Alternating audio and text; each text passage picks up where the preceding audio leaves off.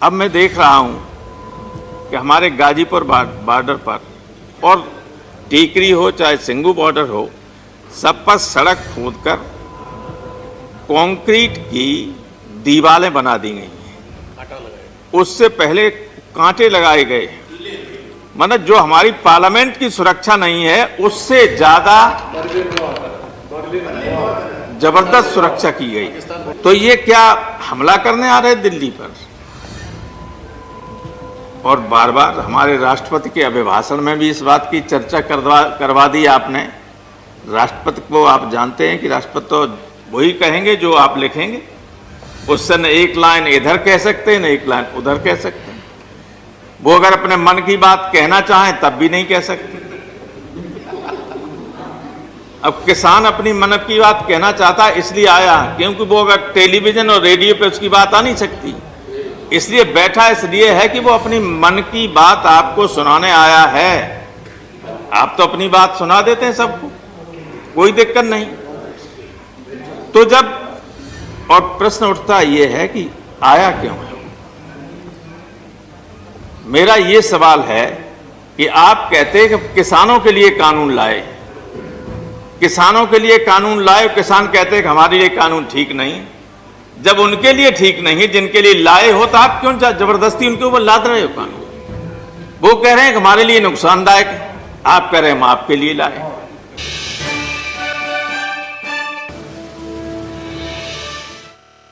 देश के किसान, मैं देश की इसलिए बात कर रहा हूं कि पंजाब, हरियाणा और पश्चिमी उत्तर प्रदेश तो दिल्ली के पास है, ये यहां आ सकते हैं और इसलिए आए हैं।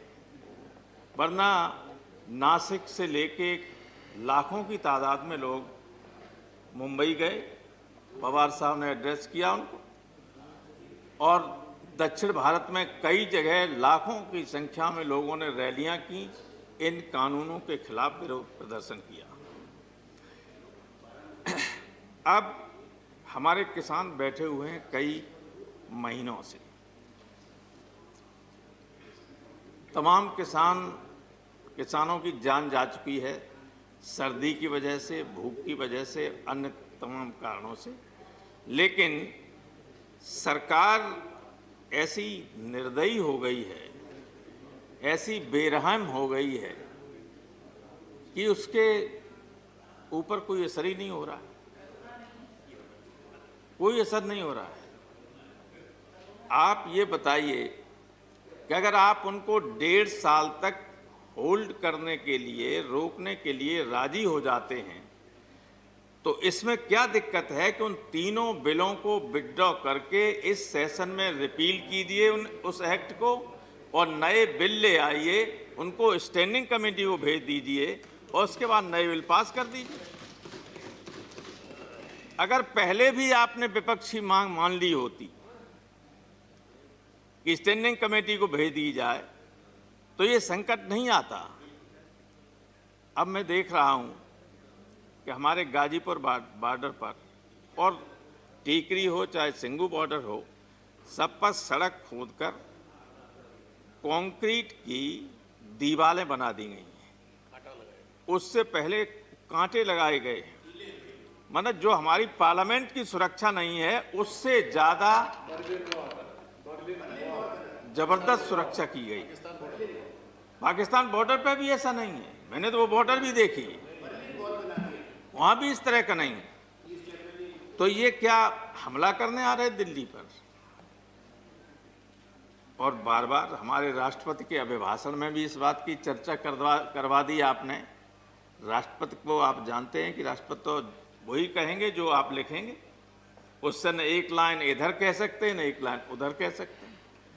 वो अगर अपने मन की बात कहना चाहें तब भी नहीं कह सकते। अब किसान अपनी मन की बात कहना चाहता है, इसलिए आया, क्योंकि वो अगर टेलीविजन और रेडियो पे उसकी बात आ नहीं सकती, इसलिए बैठा इसलिए है कि वो अपनी मन की बात आपको सुनाने आया है। आप तो अपनी बात सुना देते हैं सबको, कोई दिक्कत नहीं। तो जब और प्रश्न उठता ये है कि आया क्यों है? मेरा ये सवाल है कि आप कहते हैं कि किसानों के लिए कानून लाए, किसानों के लिए कानून लाए, किसान कहते हैं कि हमारे लिए कानून ठीक नहीं। जब उनके लिए ठीक नहीं, जिनके लिए लाए हो, तो आप क्यों जबरदस्ती उनके ऊपर लाद रहे हो कानून? वो कह रहे हैं कि हमारे लिए नुकसानदायक है, आप कह रहे हैं हम आपके लिए लाए।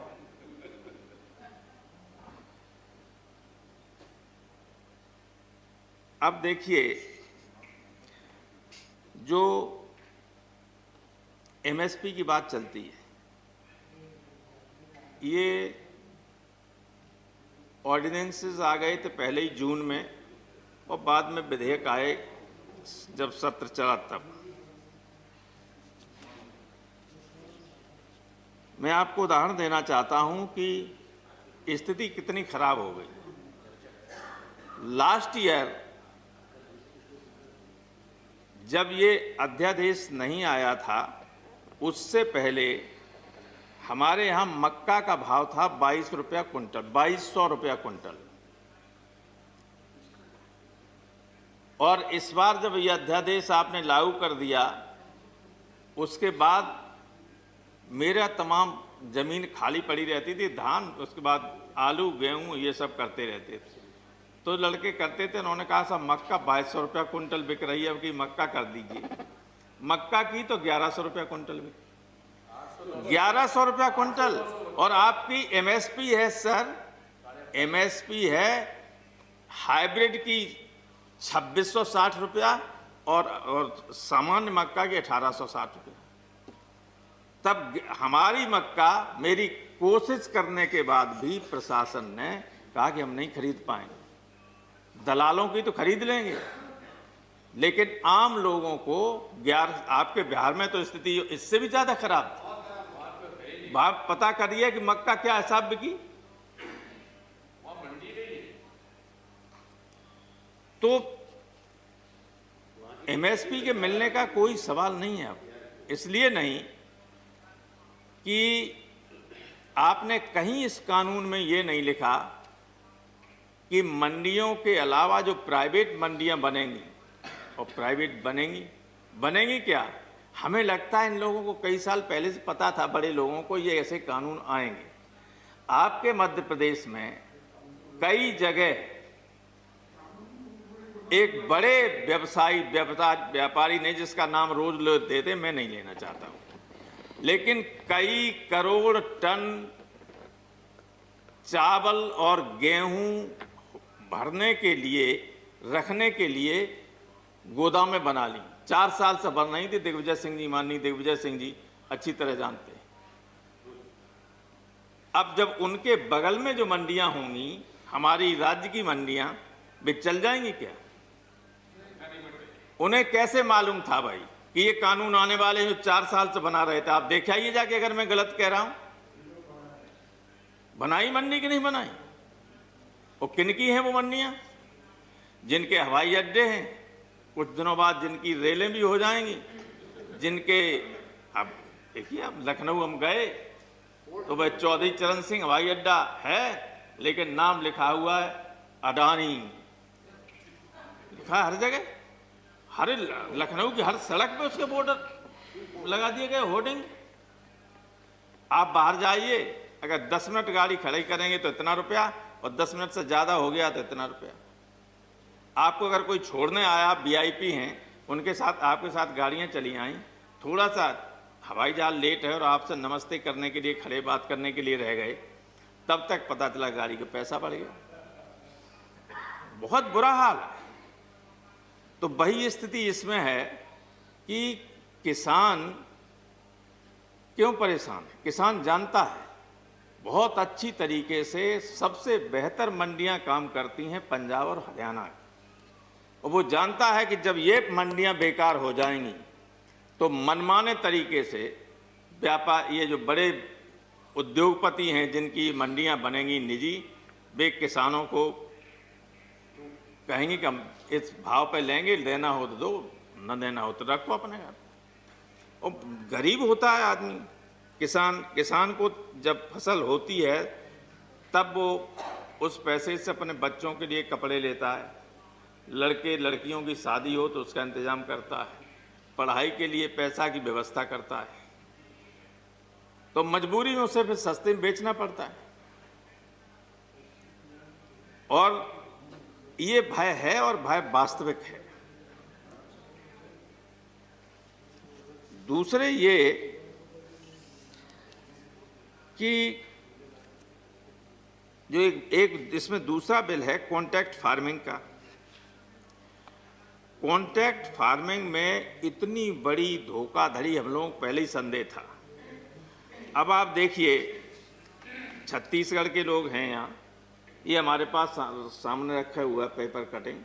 छत्तीसगढ़ के 7 जिलों के किसानों के साथ कॉन्ट्रैक्ट फार्मिंग में धोखाधड़ी, एसपी से शिकायत, तो हजारों करोड़ रुपए के हो गया धोखाधड़ी। पैसा ही नहीं दिया, ले लिया, पैसा नहीं दिया। और कुछ जगह कहा कि हम ये बीज दे रहे हैं आपको, पैदा कीजिए, 2600 रुपया लेंगे, खरीदेंगे, और पैदावार इतनी ज़्यादा होगी, पैदावार आधी भी नहीं हुई, और अब कह रहे हैं कि 800 रुपया खरीदेंगे, और नहीं खरीदेंगे। आप क्या कैसे कर लेंगे? आपने कहीं इस बिल में ये व्यवस्था नहीं की कि चाहे राज्य की मंडी में खरीदा जाए, चाहे कोई इंडिविजुअल खरीदे, चाहे कोई और प्राइवेट मंडी वाला खरीदे, इस एमएसपी से कम लागत पर, कम कीमत पर कोई नहीं खरीदेगा। ये गारंटी अगर एक लाइन लिख दे जाते तब भी लोगों को भरोसा रहता है कि इसमें हमारी एमएसपी बची रहेगी। अब केवल ऐसे ही कहते रहोगे कि एमएसपी नहीं जाएगी, कहाँ आपने गारंटी की? भाई जो बड़े बड़े व्यवसाय खरीदेंगे लोग, और कॉन्ट्रैक्ट फार्मिंग का एक मालूम क्या और डर है? एक डर ये है कि वो छोटे छोटे, जैसे 3 एकड़ से कम किसान हिंदुस्तान में लगभग 85% है, वो कॉन्ट्रैक्ट लेंगे तो पता चला कि 500 एकड़ ले रहे हैं, पूरे 2-4 गांव की जमीन ले ली कॉन्ट्रैक्ट। अभी तो हम लोग देते हैं कि मान लो बटाई कोई ले लेता तो 1 फसल के लिए दे देते हैं, 2 फसल के लिए दे, 2 साल के दे, उससे ज़्यादा नहीं देते कि कहीं कब्जा न कर ले। ये लेंगे 25-25 साल के लिए। तो जो लोगों को भय है कि हम बेघर हो जाएंगे, बेजमीनी हो जाएंगे, तो क्या गलत डर है उनके मन में? ये सही है। तो ये जो लोगों को के मन में भय है, इसलिए उसको दूर करने के लिए इन बिल को वापस लेने के अलावा कोई रास्ता नहीं। तीसरी बात यह है कि आपने जो एक व्यवस्था और कर दी है, भाई आखिर कुछ एक्शन ऐसे होते हैं जिससे लोगों के मन में संदेह जो पैदा होता है वो कन्फर्म होता चला जाता है। आपने व्यवस्था ये कर दी कि ये जिनसे जो मेन है, जैसे चावल है, धान है, गेहूं है, आलू है, और कुछ तिलहन है, दलहन है, ये एसेंशियल कमोडिटी के अंतर्गत नहीं आएंगे। तो ये खुली होर्डिंग की छूट किसके लिए दी गई? भाई गुलाम नबी आजाद तो कहीं भर नहीं देंगे जमीन खरीद के। कौन खरीदेगा? कौन होर्डिंग करेगा? ये बड़ी बड़ी मंडियां बन रही हैं, वो किस लिए बन रही हैं? जो बड़े बड़े गोदामें, बड़े पैमाने पर गोदामें बनाई जा रही हैं, वो किस लिए बनाई जा रही हैं? इसी होर्डिंग के लिए कि इसको होर्डिंग कर लें, और उसके बाद जब किसान के पास और व्यक्ति के पास न हो तब जितना चाहे उस रेट पर उसको बेचें। क्या नियंत्रण है आपका?